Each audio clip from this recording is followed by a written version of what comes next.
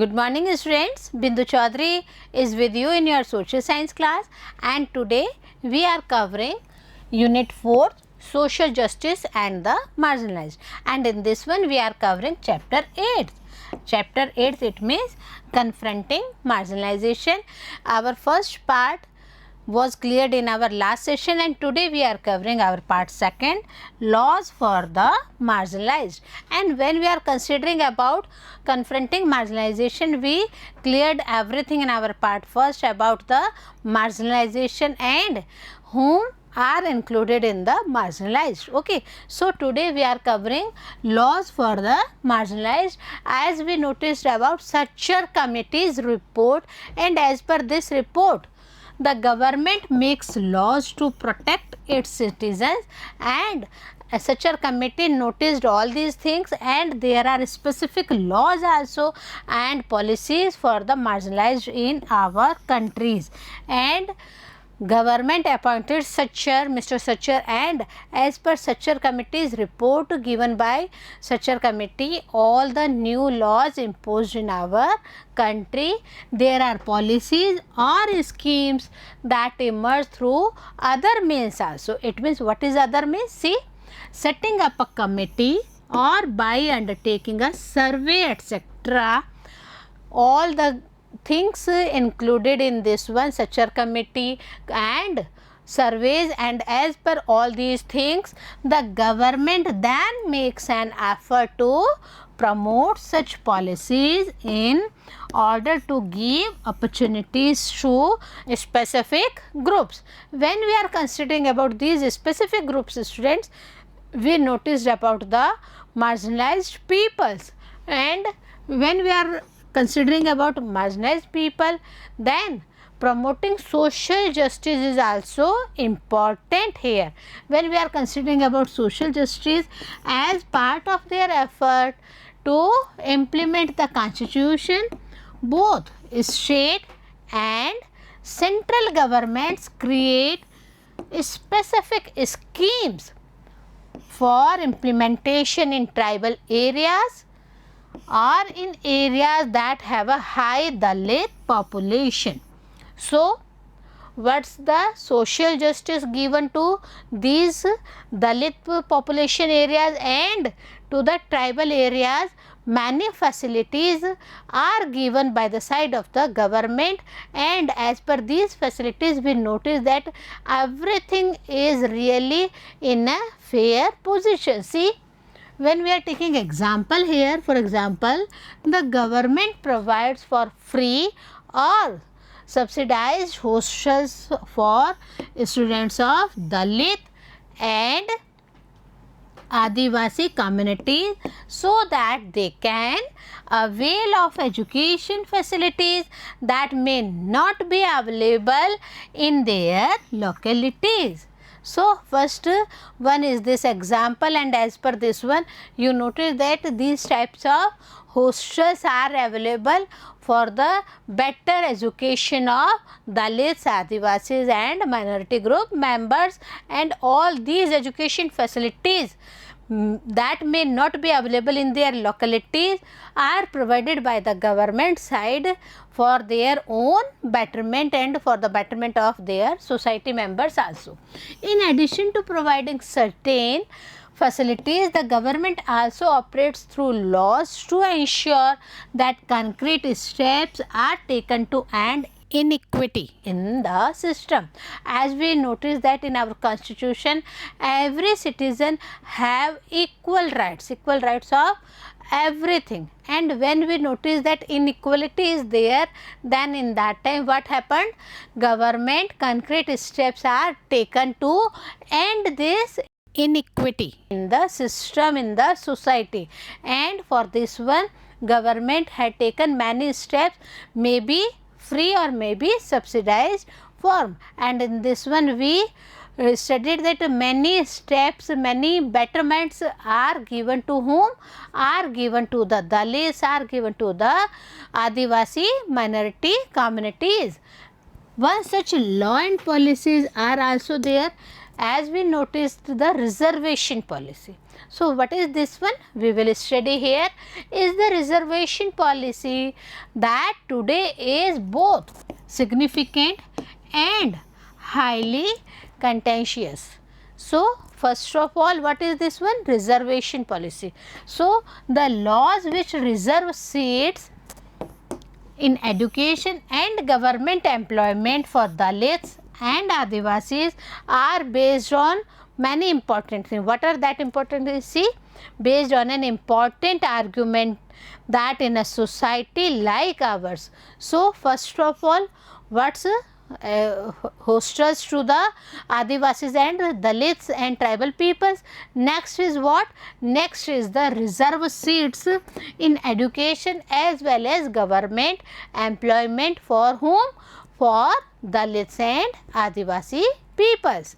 When we noticed all these things, where for centuries sections of the population have been denied opportunities to learn and to work in order to develop new skills or vocations, a democratic government needs to step in and assist these sections. All other things are there. Hostel facilities are there for better education and for the betterment of them. All the other reserve seats as well as government sectors employment reserve seats are also there for the minority groups, as well as all these things. What other things are there? All the things mentioned are necessary, and all these things as new skills or vocations all are also necessary for the development of whom? For the development of Dalits and Adivasis.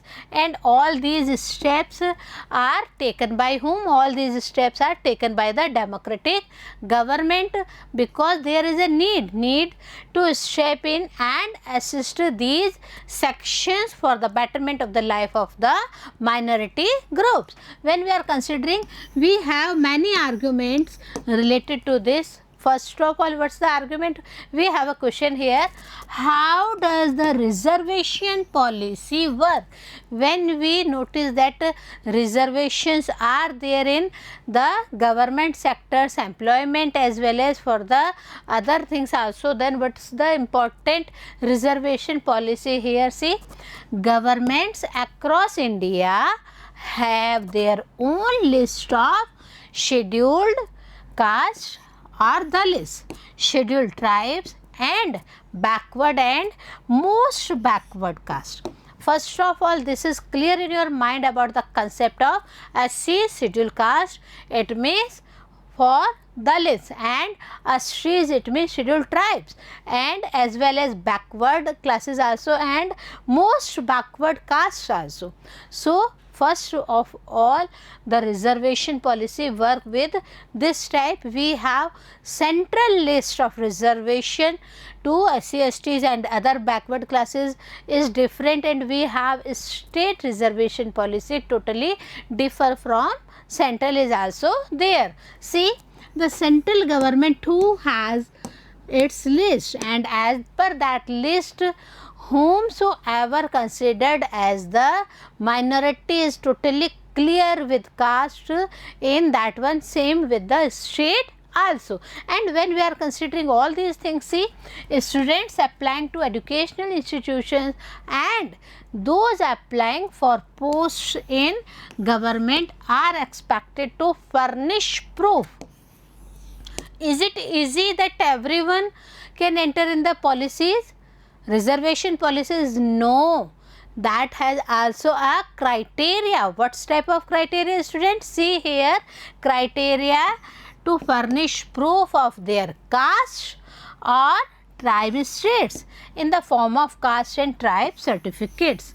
So first of all, if any fellow wants to take benefit of reservation, that his or her have their own SC/ST certificates with themselves, because this one is the necessary need for the purpose of the reservation policy. Many government and educational institutions also ask for candidates to mention their caste, tribe status also.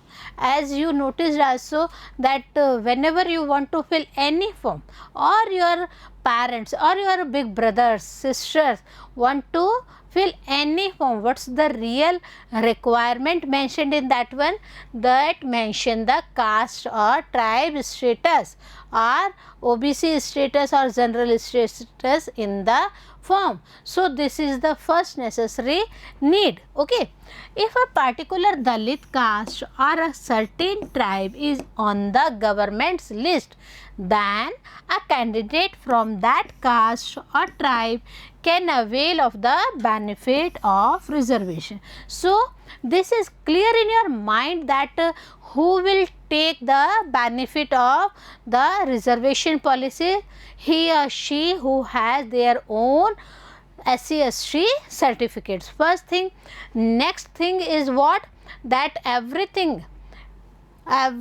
caste is mentioned in the government's list, and only then a candidate from that caste or tribe can avail of the benefit of the reservations. Otherwise, his or her is not admitted in the education policies as well as for the government employment policies also. So, this is the necessary need, maybe of state government or maybe of central government. Okay. For admission to colleges, especially to institutes of professional education such as medical colleges, government define a set of cut-off marks. So, again this is totally clear that if you have only certificate is not a proof that you will get a job or admission in the medical education, because many professional education had given cut-off marks of each caste. It means SC, ST, OBC, general, whatever may be. So, cut-off marks are necessary to define a set of your own seat reserved. Okay. So, not only certificate is there, not only your own minority community is necessary. First of all, what is necessary? That when you want to admit yourself in the institutions as professional education, and on that time we are taking example of medical colleges, and in medical colleges what happened, what is going on students, a set of cut marks are given by the side of the colleges, and this cut-off marks are the basics of the entrance of the any community from the SCs, STs, Dalits, Adivasis, etc.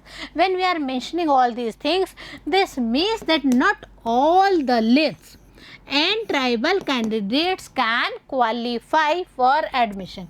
So, the scenario is totally clear in your mind, students, about the admission process, whether that may be Dalit, that may be tribal candidate, but some special procedures are there to follow for the admissions, for the undertaking of the government jobs, and all these things are not necessary, because but only those who have done reasonably well and secured marks above the cut-off point are eligible for the entrance of the medical colleges, any professional degree, or in the government jobs also. So, what is necessary thing? First of all, certificate. Then what is the next one? Next one is the cut-off marks, and with that cut-off marks, what is necessary? It is necessary that whether you are from Dalit or you are from tribal candidate, you have no right at all only with the certificate that you join any education institute or any employment things. Okay. So, what is necessary? The necessary thing is the secured marks above the cut-off point, and if you or any person from the Dalits, from the side of the Adivasis, ST, all are eligible in one condition, students, and that condition is what? That condition is to secure marks above the cutoff point. So, not easy that all the Dalits are allowed, all the Adivasis are allowed. They have also their own fights with their own members also. Government also offers special scholarships for these students. Yes, many times these persons have no money, and for the initiative process government avail them special scholarships also for their betterment, especially to the students, to increase the number of students in the schools and colleges, because many conditions are there that their social status is not that much of strong. Second thing is what, that their family members are not strong, economically strong, and they are not in a position to pay their fees. On that condition government also gives them specific scholarships also for their own betterment, especially to the students. Okay, one thing more, protecting the rights of the Dalits and Adivasis. How protecting the rights of Dalits and Adivasis are going on? We are discussing a lot about these people. So, some policies are there for the uplifting of these fellows. So, policies for uplifting are what? See, in addition to policies, our country also has specific laws that guard against the discrimination and exploitation of marginalized communities. So, not only reservations are there, not only special facilities given to them, but also what is next policies taken by the government side?